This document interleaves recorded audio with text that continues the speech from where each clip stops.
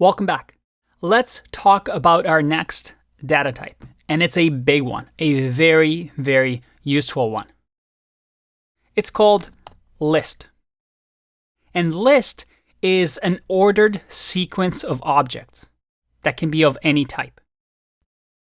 So you can think of them as strings, right? We had strings previously that we learned about, except that each sequence of this string, was a string, was a letter or a number wrapped in quotation marks.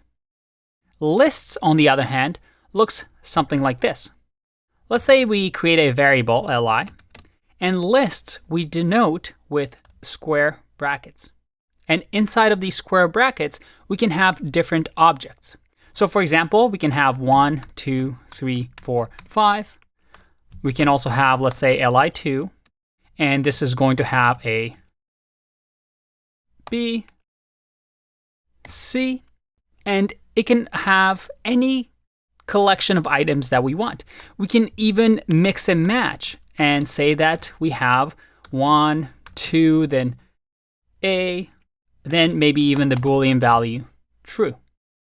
So all of these are lists. Now, lists are extremely important. And in other programming languages, you might have heard the word arrays. So in Python, lists are a form of array. And later on, when we get into the modules section of the course, we will talk about the difference between lists and arrays. But if you are coming from a different programming background, then lists are like arrays in your language, a collection of items.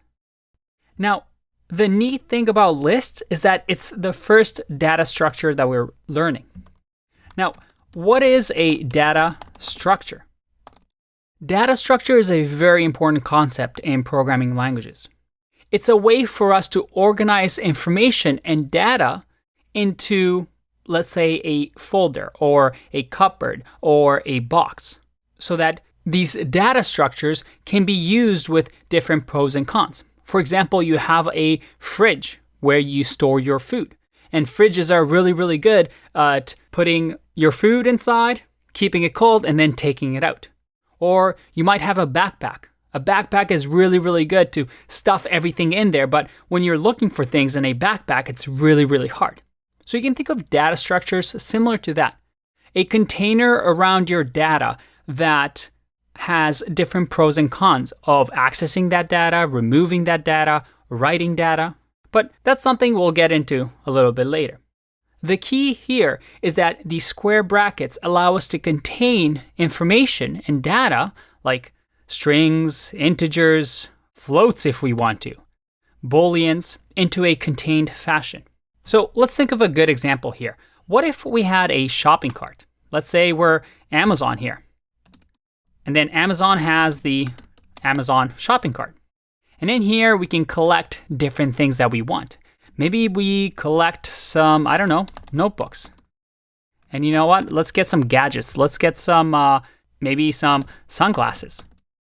We can add different items here, different strings, different data into this cart. And now, just like we saw in strings, we can access the Amazon cart in different ways. For example, I can access it, again, with square brackets, and simply say I want item 0. So if I print here and do Amazon cart, look at that, I get notebooks. The second item, I get sunglasses. What about the third item? Nope, list index out of range. But this should make sense now. This is a list where we're accessing the index of, but it only contains 2 items. So if we're going 0, 1, 2, the third item, nothing exists. So our program says, that doesn't work. You're doing something wrong. And just like strings, these list items are in memory, in their separate bookshelf, right? But one right next to each other. So we can go 0, 1, 2, 3, 4, 5, so on and so forth until the list ends. All right, let's learn about lists a lot more in the next video. Bye-bye.